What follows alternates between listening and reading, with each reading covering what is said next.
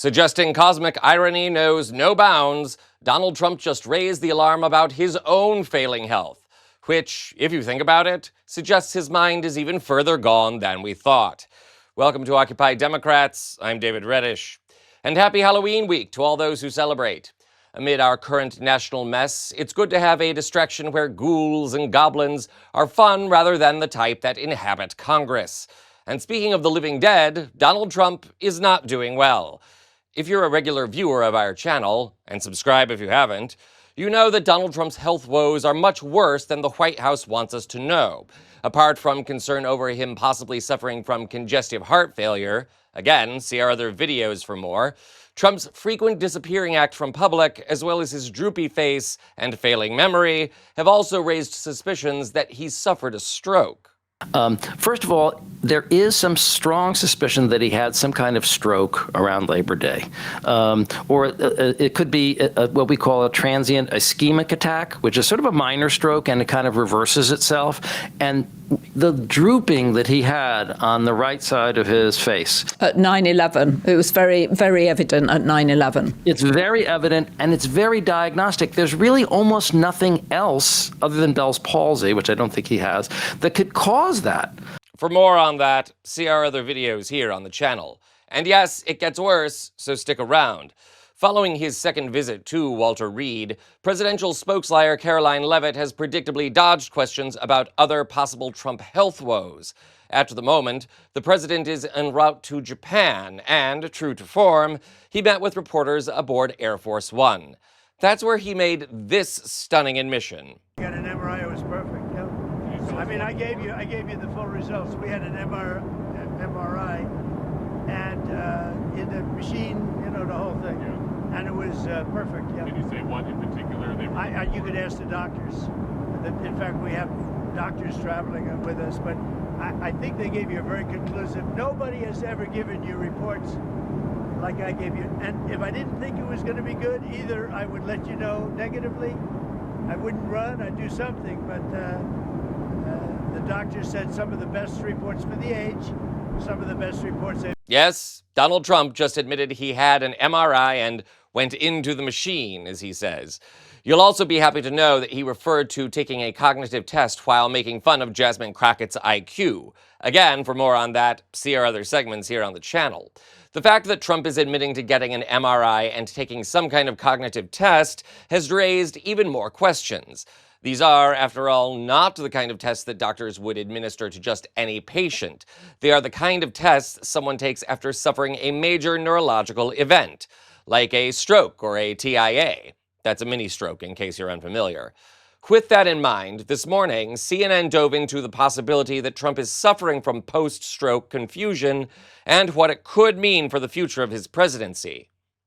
Take a look. Joining me now, CNN medical analyst, Dr. Jonathan Reiner. Most of us do not get an MRI as part of a normal physical. Aren't they typically used to detect things like strokes and aneurysms and tumors? I mean, do you have any clues as to why the president would have gotten an MRI? You're right, Sarah. It's not part of a routine screening examination. There's been really a lack of candor coming from the White House about this. When they announced that the president would visit Walter Reed at the beginning of this month, they initially said it was for his annual checkup. But when they were reminded that that's not due until April, they said, okay, it's for a routine semi-annual checkup. But just physical exams are done in the White House. The White House has a prodigious testing capacity. And the president and vice president go to Walter Reed for testing that is not available at the White House, something like a CT or, as we now hear, an MRI. The big question is, what prompted his MRI? So what symptoms were they concerned about? What particular type of MRI was performed? Was it a brain MRI? Was it a cardiac MRI? Was it an MRI of his spine, of his prostate? What prompted a concern that would take him in a relatively unscheduled way to Walter Reed for this testing? Why didn't they tell us that? Why didn't they disclose that he was tested when Dr. Barbarella issued his report after the president's visit? And now, why won't they tell us exactly what was tested, why the testing was performed, and the results? I think without that, then there's really no trust.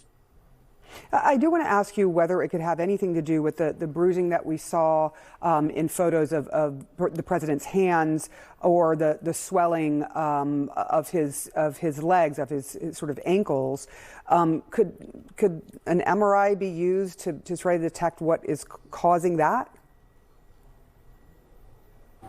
Perhaps not, for the bruising itself. Typically, when I see bruising on the back of someone's hands, and I see this every week in clinic, it's typically in somebody who's on a blood thinner, but we've not been told that the president is taking a blood thinner. But you take a blood thinner for a variety of underlying conditions, things like atrial fibrillation, pulmonary embolism, deep vein thrombosis. None of that has been disclosed to the public. And for some of those conditions, one might end up getting an MRI. So I think the problem is that once there's lack of candor for one part of a patient's evaluation, it then becomes difficult to sort of backtrack and tell us the truth about a current issue. I think the best step now would be simply for the White House, explain why you tested the president. The president said the results were great, and that's fabulous. And that'll be very reassuring for the public. But when you hide things from the public, people will typically imagine conditions that are much worse than the truth. So the truth is the truth. Just tell the public what's going on with the president. Good advice there, Dr. Jonathan Reiner. Thank you so much. Yes, tell us what's actually going on. What a concept. Of course, this administration loves to lie and dodge questions as a way of owning the liberals or some similar stupidity, so I wouldn't count on that anytime soon.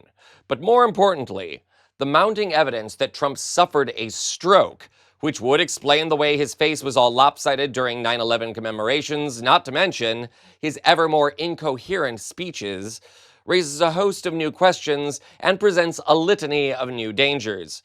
Who knows the truth and is participating in this cover-up? Vance? Rubio? Stephen Miller? Russell Vogt? If they are perpetrating a hoax on Americans as to who is making decisions for this country, that is tantamount to a coup d'etat. It's time for Congress to open an investigation into the president's health and the possibility of invoking the 25th Amendment. I'll remind you that was adopted after President Wilson became incapacitated due to a stroke. It's said the dead wander the earth on Halloween. Let's know if Donald Trump is one of them. This is Occupy Democrats.